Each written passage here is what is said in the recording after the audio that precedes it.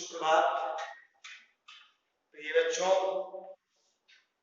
पिछले क्लास में निष्ठा मूर्ति कस्तूरबा शीर्षक के अंतर्गत पाठगत बातों से आपको अवगत कराया गया था। ये जो शब्दार्थ हैं इसको लिखना और याद भी करना आपको है। आज पुनः पाठ के अन्य जो विचार हैं उनके संदर्भ की चर्चा हम यहाँ करेंगे। पिछले क्लास में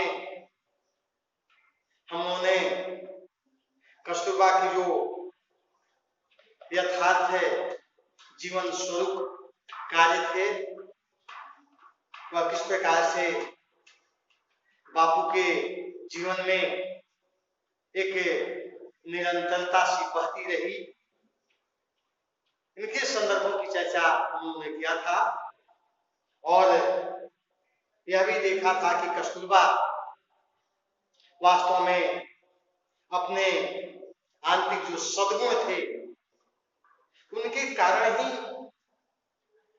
भारत की वह राष्ट्र माता बन पाई। ऐसा नहीं कहा जा सकता कि महात्मा गांधी की सहधर्मचारिणी होने के कारण उसे राष्ट्र ने इस यथार्थ स्वरूप तक पहुंचाया हो। स्वाभाविक रूप से उनके जो अपने योग्यता, क्षमता, विशेषता, उपयोगिता थी, परिणाम स्वरूप वे यथार्थ भाव से वहां तक पहुंच पाई। इसके बाद इससे भी विशेष बात यह है कि बड़ी तेजी से बदलते हुए आज के युग में भी आर्य स्त्री का जो आदर्श हिंदुस्तान ने अपने हृदय में कायम रखा है, उस आदर्श की जीवित प्रतिमा के रूप में राष्ट्र पूज्य कस्तूरबा को पहचानता है। इस तरह की विविध, दिव्य, अलौकिक योग्यता के कारण आज सारा राष्ट्र कस्तूरबा की पूजा करता है। सबसे पहली बात यह कि उनमें एक विशिष्ट बात थी और वह विशिष्ट बात अपने हमारी जो आर्य ललनाएं थी, स्त्रियां, महिलाएं जो थी, उनसे वे प्रभावित हुई और स्वाभाविक रूप से अगर किसी समाज में हम रहते हैं तो समाज का जो प्रकृति है, स्वभाव है, उसका हमारे ऊपर असर होना स्वाभाविक है। हुआ भी ऐसा ही। आज के युग में जो आज स्त्रियां थी जिसके संदर्भ में हम इतिहास के पन्नों पर उनके जीवन चरित्र से बहुत कुछ सीखते हैं।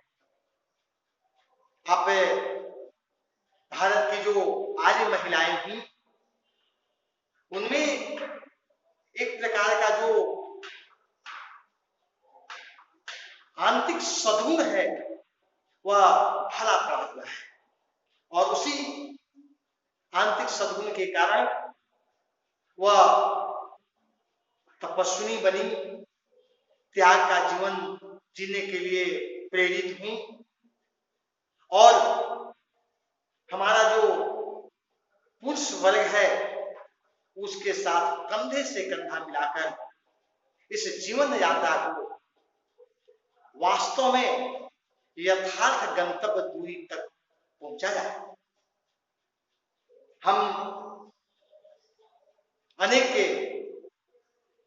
कर्मों का उदाहरण दे सकते हैं।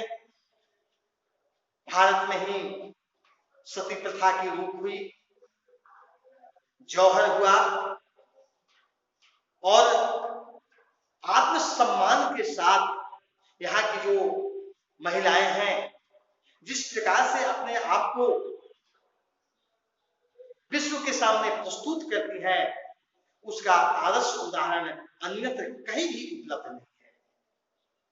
आप थोड़ा आध्यात्मिक जीवन में जाइए, अनेक ऐसे आदर्श उदाहरण प्राप्त हो जाएंगे जिनमें ये आज महिलाओं ने अपने जान देकर, प्राण देकर सत्य की रक्षा की, सतीत्व की रक्षा की और अपनी आदर्श को, अपनी मर्यादा को, अपनी परंपरा को, अपनी प्रकृति को शाश्वत और अक्षुण्ण बनाया।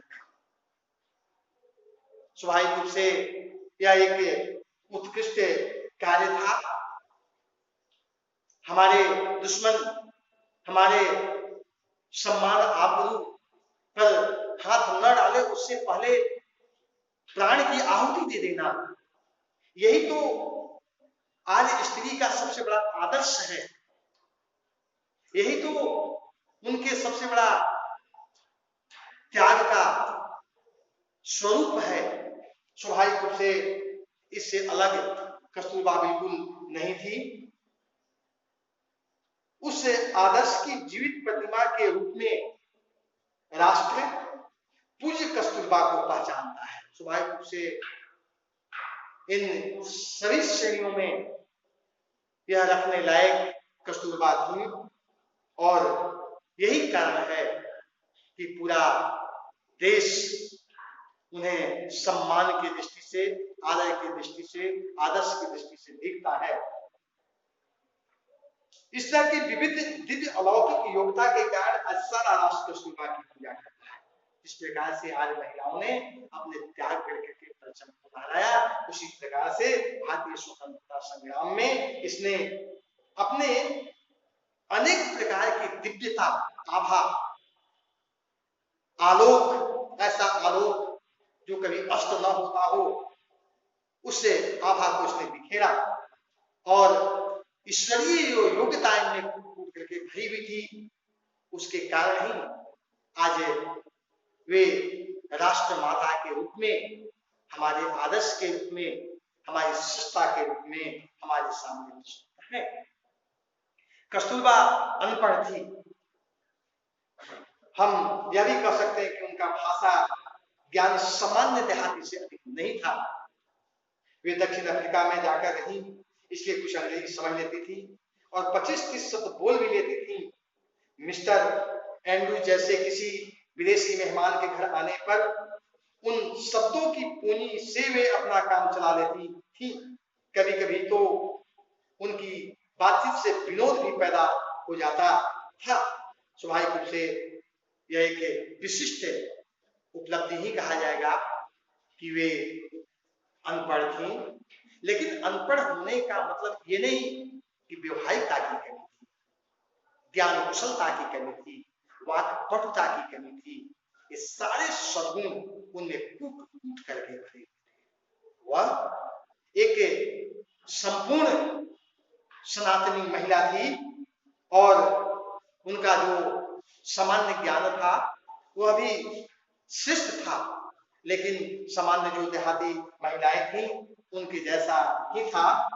दक्षिण अफ्रीका में जब महात्मा गांधी के साथ रही तब अंग्रेजी के कुछ शब्द उन्होंने सीख लिया और उसी पूंजी में से खर्च कर करके विदेशी मेहमानों को वह सम्मानित करती रही।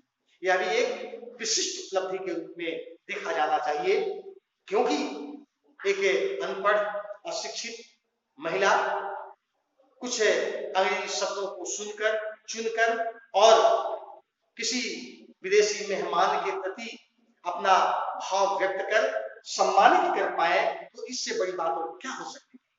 वास्तव में इनके अंग्रेजी शब्द बोलने के क्रम में कभी कभी मनोरंजन हो जाया करता था, क्योंकि ये टूटी फूटी अंग्रेजी बोलकर नहीं, लोगों के बीच में एक विनोद पैदा करती थी। स्वाभाविक रूप से यह प्रकृति भी अपने आप में अलग थी और इस प्रकार से उन्होंने सामान्य परिस्थितियों में अपने आप को ढाला और एक आदर्श महिला के रूप में हमारे सामने प्रस्तुत हुई। कस्तूरबा को गीता पर असाधारण श्रद्धा थी। पढ़ाने वाला कोई मिले तो वे भक्ति पूर्वक गीता पढ़ने के लिए बढ़ जाती, किंतु उनकी गाड़ी कभी भी बहुत आगे नहीं जा सकती। फिर भी आगा खड़गपुर में कारावास के दरमियान उन्होंने बार बार गीता के पाठ लेने की कोशिश चालू रखी थी। गीता एक संपूर्ण ग्रंथ है जिसमें मानवता के अनेक परिदृश्य को सुझाया गया है, समझाया गया है, दिखाया गया है। और वह किताब को पढ़ने के लिए हमेशा तत्पर रहती थी। अगर कोई पढ़ाने वाला मिल गया तो बड़े श्रद्धा के साथ, भक्ति के साथ गीता को पढ़ने में बैठ जाती थी। लेकिन यह कार्य बड़ी निर्विरोध चलता हो बात नहीं थी। आगा का यहाँ महल में इन्हें जहाँ रखा गया था कारावास के दरमियान, उन्हें बार बार गीता पढ़ने की कोशिश की और इस कार्य में कभी सफल होती, कभी सफल नहीं होती। लेकिन इन्होंने यह एक आदर्श स्थापित की कि ऐसी किताब को पढ़ करके मानव की सेवा की जा सकती है, अपना समय सद्गुणों में बिताया जा सकता है और एक उत्कृष्ट कार्य भी किया जा सकता है। तो आज यहीं तक हम लोग पाठ को नियमित करेंगे। फिर अगली क्लास में हम लोग अगले विषय को नियमित करेंगे। धन्यवाद।